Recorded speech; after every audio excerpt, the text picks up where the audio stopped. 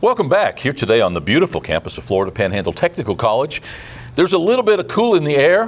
Some of the special events been a little bit cooler this year than normal. We're here today with special guest, Washington County Sheriff Kevin Cruz. Kevin's here to talk about rodeo. You know, we have rodeos going on in the region every year about this time of year. This is going to be one of the first rodeos this season. We're going to have the Washington County Sheriff's Office Toys for Tots Rodeo at the Washington County Equestrian Center on September 7th. When we come back, we're going to let Kevin Cruz, Washington County Sheriff, tell you all about it, and we will be right back.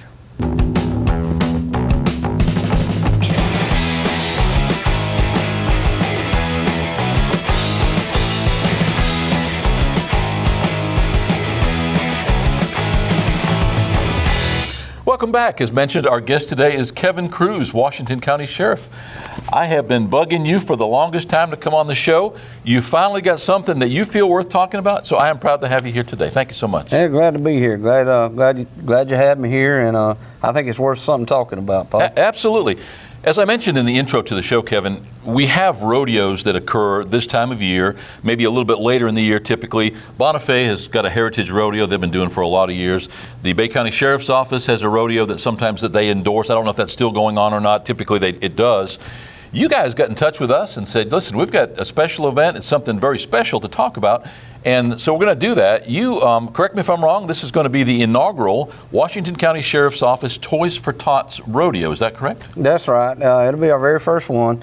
And let me back up just a little bit and let me tell you what kind of brought this thing on. Number one, that's one of my favorite sports, is the sport of rodeo. So I'm real partial to that sport. The other thing is since I've been sheriff, we have really tried to engage using our sheriff's office and the employees of our sheriff's office. We've really tried to become a bigger part in our community. And I'm on my third year in my first term, and we have brought a lot of new programs to a lot of the youth in our county.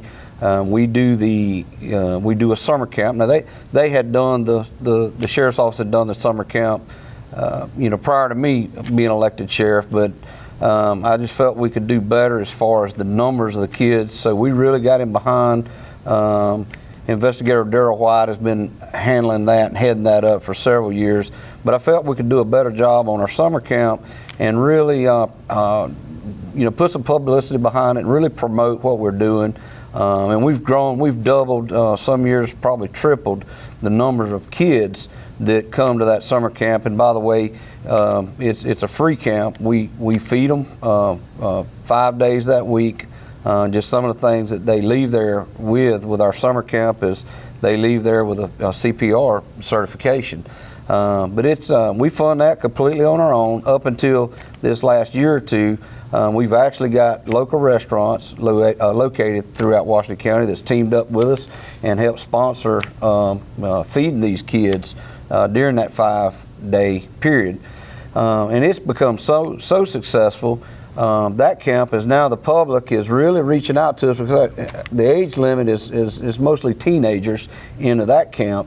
So they have started asking us, would we consider doing something for the younger kids? And by all means, that's all we had to hear. So next year we're going to try to pull that off. Oh, that's the Explorers? Yeah, that's the Explorers. And correct me if I'm wrong, but we hold that on this campus right here. You do. You hold that on this campus in our Explorers camp. Now I've got guys I've got deputies of mine that's been with the sheriff's office 7-8 years and are now supervisors that started in that Explorers camp. Sure. So it's really paying off for us. Well, the Freeze boy, Justin Jenkins kept bugging him, kept telling him he needed to come to that camp. And he tells that story. We actually did his testimony one day.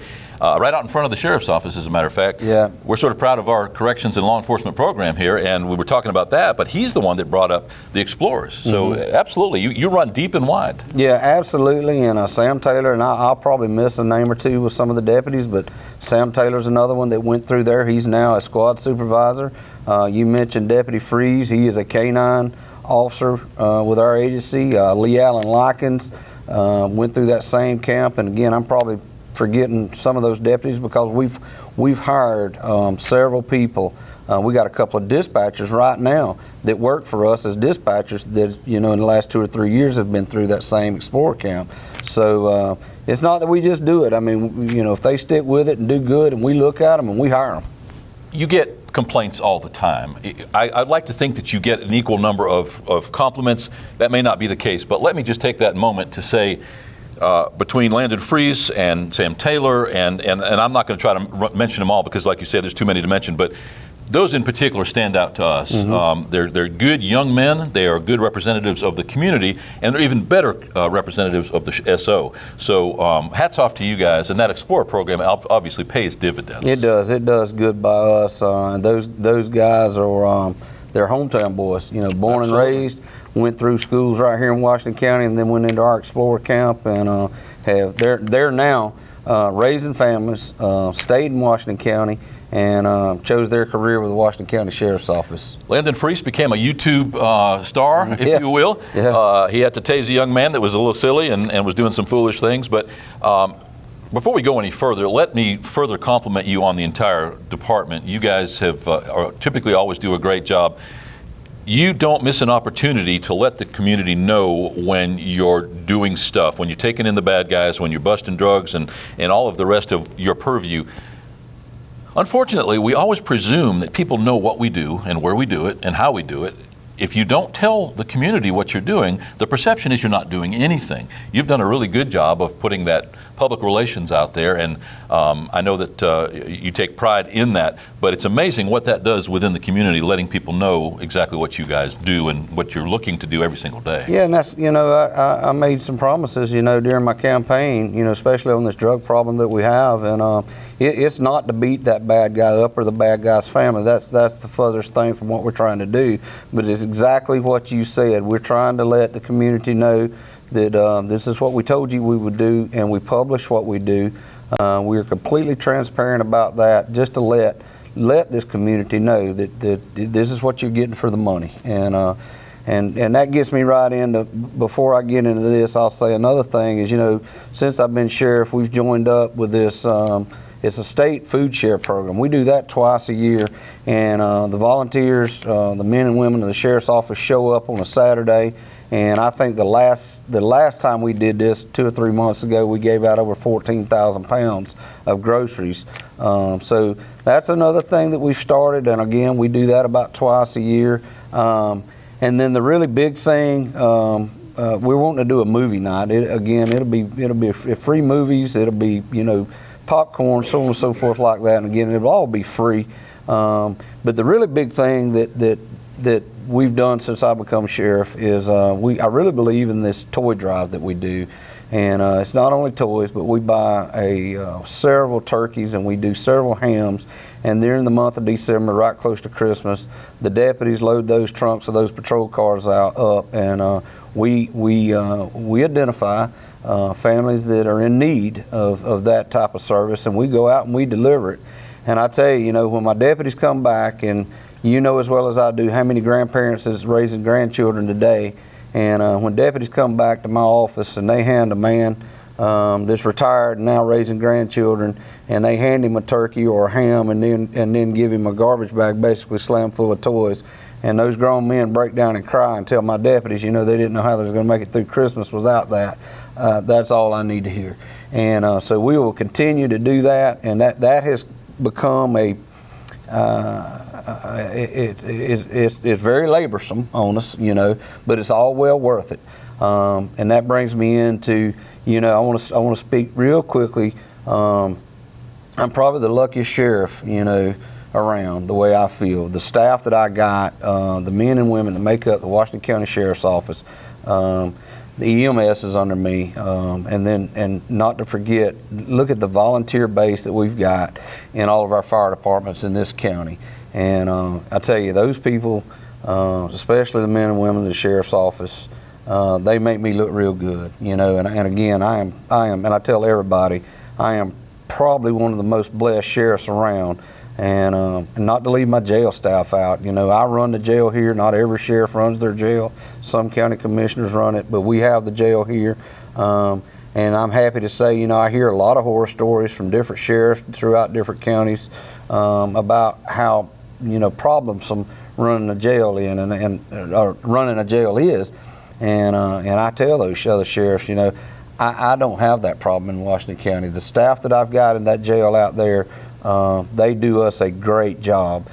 So having said all of that, about what we've been able to engage the community, like when we first started, about the things that we're doing since I've been sheriff and being a part of the community, I think we're involved in pretty much every back to school little detail that goes on now. There's several of them now in our county. We try to stay involved in every one of those, participate, hand out stuff. And we do little fundraisers throughout the year. The one thing that we do is, I'm not big, they had to talk me into it, but they bought me into it, is we let patrol deputies, well, basically anybody in that sheriff's office that wants to grow a beard for November and December, and those guys pay, I think they pay about $30 a month to be able to have a beard for those 2 months, and every bit of that money, it goes into these programs that I'm just talking about. So I was unaware of that. Yeah, we do that. How long have you been doing that? A couple years. Okay. Yeah. They had to work on me a little bit, but we have been doing it a couple of years. They did talk me into it, and we doing it. It's worked out really well. We've raised a lot of money by doing that. Come January, the beards come off, but we do allow them to do that for those 2 months, and if I'm not bad wrong, it's about $30 a month that each and every one of those guys that decide to grow a beard, they put it in that kitty for these different things that I've just shared with you. So, now you've still got the community service officers too, don't you? The Lord, public service officers. Good gracious. Now, these are retired law enforcement people. They do not have arrest powers, but they're your eyes and ears out there, they right? don't have any arrest powers, and not even, some of them are not even retired law enforcement people. It's strictly a volunteer program. And mostly what they do is check on the elderly, do welfare checks. People that we hadn't heard from in a day or 2 or 3 or whatever, they'll go out, make contact with those folks and make sure that everything is okay. And another service that we provide, if you call in and you're going to be gone for a week or 2 weeks or whatever the case may be, and you want to be put on a list, they'll actually go by and look at your house, check your house, make sure everything's okay at your house while you're gone. Now they also do a little bit of traffic control and crowd control at some of the big events. They do a little, they do very little, but let me tell you what we started doing since I become sheriff. They came to me and they wanted more. These guys, and I wished I had the hours with me. I don't have the hours that they work throughout a year. And we're down, that program was probably a half a dozen folks doing it, and we're probably down now to 3 or 4. But the volunteer hours that they do for the sheriff's office in Washington County is in the thousands. Mm-hmm. It's in literally the thousands. So what we started utilizing them doing now, and they wanted this, is there's certain civil papers. As you know, the sheriff in every county in the state of Florida are responsible for serving all civil papers. And I tell you, just in our agency alone, that can be hundreds upon hundreds of papers per month to go to different houses, residents throughout our county. And taking that deputy off the road to do it. That's exactly right. So those guys, they begged to do it. We looked at it. Now there's certain things we don't let them do. When we have to go, unfortunately, sometimes we have to go remove people from houses on a judge's order. Now they don't do any of that, but to serve a simple civil paper, a subpoena, stuff like that, they do that, and again, they do us a great job doing that. No tellings, the cost savings. They save the sheriff's office by jumping in there. They do drive a marked unit. However, there's no blue lights. They got lights, but they're amber colored. So when you see them, you can easily tell. If you don't see blue lights, it's one of our public safety officers. Well, your regular officers are the same way, but typically those officers that we're talking about now, they'll engage you in conversation. They'll stand there and talk to you forever. Yeah. I mean, most of those guys are real people anyway. That's right. And they come out and they help us work the Watermelon Festival. They come out, they help us work the Possum, the Fun Day down in Wausau. They come out and help us do the 4th of July down in Vernon. The Little Worm Filling Festival in Kerrville. They're always there. So they come out, and all of that is all volunteer hours. This is great stuff, but I don't want to miss the opportunity to talk about what we're here to put a spotlight on today, and that's your upcoming rodeo. Well, and that's right. That's what we need. That's what you got me here for, and we need to get on it. So, having said all that, so we reached out and said, what kind of fundraiser, what kind of, Hopefully it'll be a big fundraiser. What kind of fundraiser can we do? And that kind of gets back to me. I'm a big rodeo guy. Speaking of the Bonifay rodeo that comes over there, that's probably one of the biggest rodeos that I know of in the southeastern United States. I think that thing's about 70, maybe 75 years old this year. And well done. Yeah, very well done. And it's been around as 75 years. And ever since I've been a kid, I've been going to it. I do the horse thing. I've got horses on my property, and we fool with the horses and all. So I am partial to that sport, and was able to get. We're fortunate in our county. I was able to get in contact with a friend of mine that actually used to produce some rodeos, so he knows a whole lot more about it than I do. And he got in there and got involved with us to help us free of charge.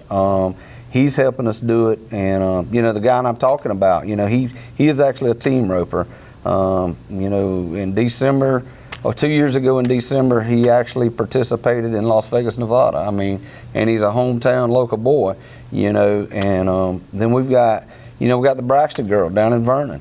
They just got back from out west, about a 2,000, 2,500 mile trip. Maybe I'm missing the mileage, but I think they were all the way out in Wyoming. And this little girl, another hometown girl, qualified, if I've got this right, through the Alabama High School Rodeo Association, and wound up going out west to the granddaddy of them all for that high school association that she's involved in. This girl's from Vernon.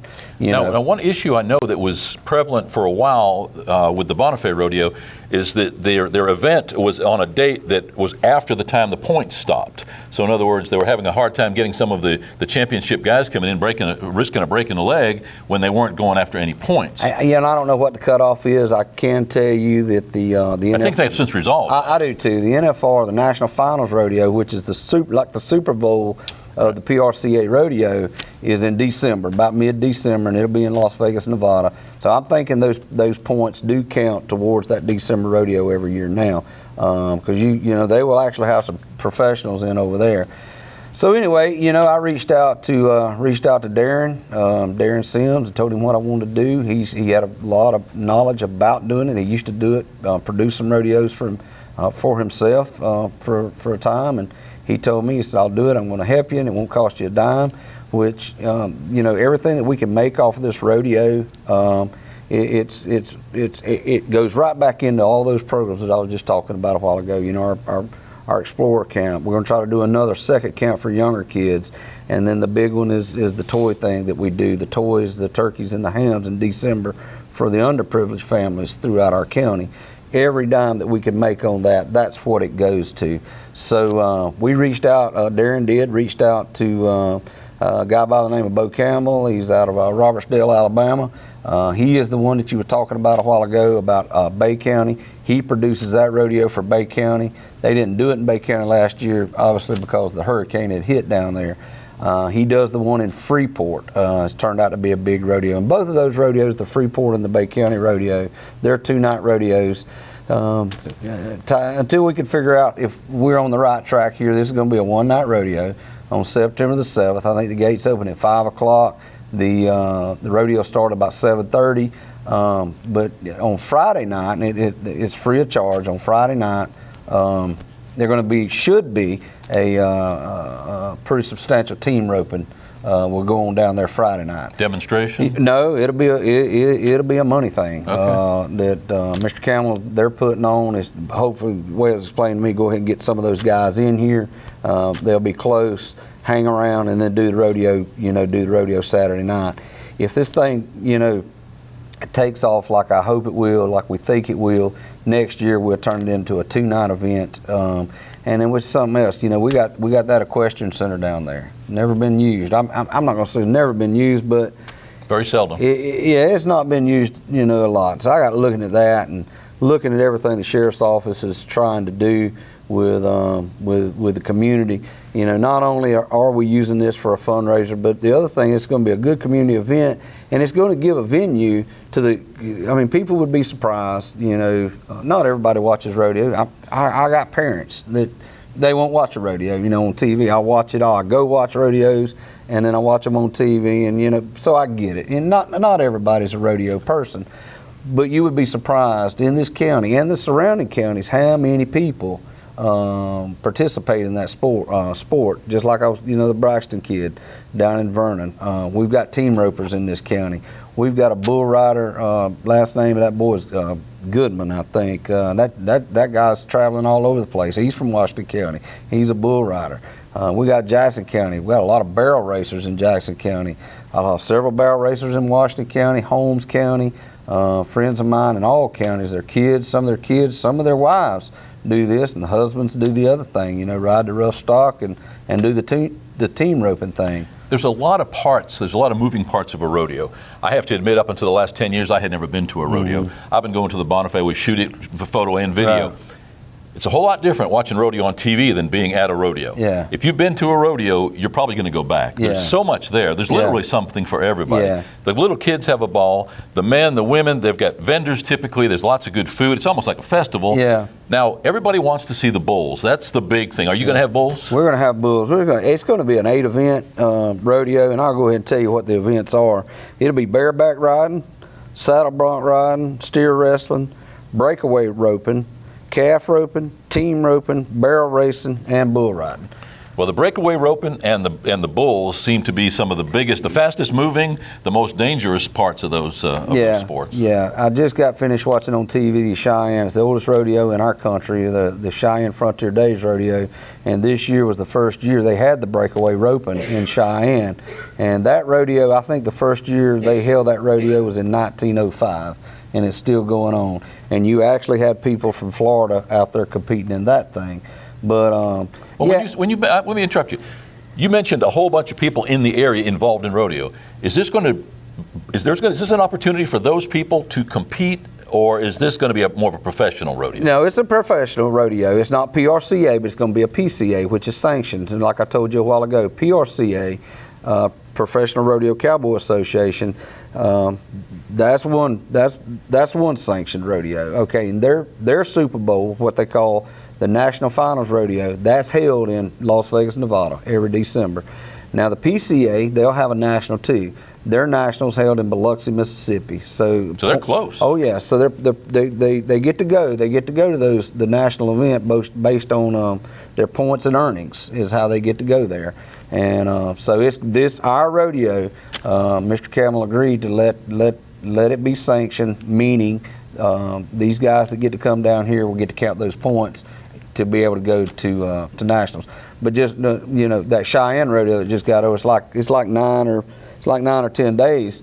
We actually had a boy from Jackson County that he's at the pro level now. This guy is, and he actually was he was out in Cheyenne for that rodeo. He was at the NFR last year. The same guy from Jackson County. Now you mentioned the Washington County Equestrian Center. Mm-hmm.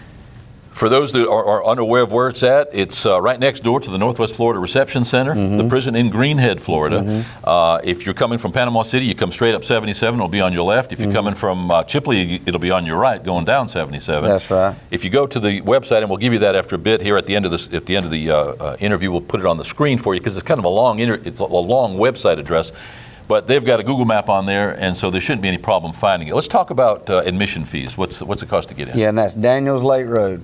Daniels Lake Road. Admission fees, and Kristen may have to help me with this, it's $10. $10 for adults to get in. 5 and under is free? That's right, 5 and under free. Okay, that's what I thought I saw in the information. Yeah. Now, if people have not been to a rodeo before, be ready. First of all, wear some shoes that don't mind getting dirty, because if nothing else, at the very best, you're going to be dusty. But you're liable to step in some offal along the way. Yeah. Many animals are contributing to that mess. It's all part of being around a farm, and in this case, a rodeo. But it's not unusual to step in a pile of a horse do or cow do. Part of it. And the smell. Here's the thing. You've got hot dogs and hamburgers, you've got popcorn, you've got the smell of the rodeo itself. That's a very unique and probably very American event. Oh, I couldn't agree more. Yeah, it don't bother me. Yeah. Yeah, no, it's an inviting smell to me actually, but the rodeo clowns, that's something that's a crowd pleaser. people don't realize what the rodeo clowns are to the safety of the riders and the athleticism that it takes and the danger that's inherent. I mean, it's just like them riding bulls. I mean, they're liable to get gored or hurt or thrown. Yeah, and you reminded me of something else. Something that we're trying to entice a little bit the youth. That we want something for the the small kids to be able to do. We're doing one thing I didn't tell you is we're doing a mutton busting. We're going to do that right, I think, 6 o'clock. I think we're doing that at 6 o'clock. And if you have not seen that before, that is something worth coming for. Yeah, the little ones, get on there and they ride the sheep. And let me tell you something else that we just finalized today. We're going to go ahead and write the check on this thing. And the fee is normally, I think the fee is anywhere from $5 to $10 a head. And we have went ahead and paid for it. And we're going to charge, it's going to be a fee of $2, but we're going to have a mechanical bull down there also for the kids. And there will be a charge, but instead of it being $5 to $10, it's going to be $2. It's going to be $2 a ride. Like I said, we've done well enough. And let me, before I forget to say this, when I first started this, I don't know, 3 or 4 months ago, like I said, I've got a couple of really good friends that got in with me and is helping us. Josh Smith, another good friend of mine, and of course Darren Sims, that know a lot. Those guys know a lot more than I do about producing something like this. 3 or 4 months ago when I started this, we sold sponsors, and I'm here to say I'm sitting here today to tell you, it is unbelievable the community that has got behind us when we told them what we were doing and what we were doing it for. Obviously, we got to pay the radio contractor. We've got to pay him because he takes care of all the stock, the judges, the rodeo announcer, the clown act, the pickup man, everything on the inside of that arena. The rodeo contractor will he'll take care of that. So we got to pay him to come do that. He can't do it for anything. But the support that this agency has gotten from this community, from the businesses located throughout Washington County, it is very humbling as your sheriff for Washington County. I cannot believe the support I've got. We've virtually sold every sponsor we had. I think we got a couple left. I think we got a couple of sponsors left, really. But let me say something. When I approached that arena belongs to the people of Washington County, in my opinion. That's who owns it. No doubt. The taxpayers own that. And it sat there and sat there and sat there. And then, I had this brainchild and said, well, let's use it. Let's do a rodeo. So let me, I don't want to leave these guys out, but I did. I approached the Board of County Commissioners, and I didn't have to say it twice. They give me a green light to go do it. And having said that, now that the word is getting out of what we're trying to do, the big thing is now is I'm actually getting calls. Because like I said, I'm somewhat involved with, I run in some of the same circles with some of those people, the barrel racers, the team ropers, the rodeo guys. So now I'm getting called. We've got other people interested now in coming to Washington County and doing maybe some barrel racing events down there and maybe a ranch rodeo.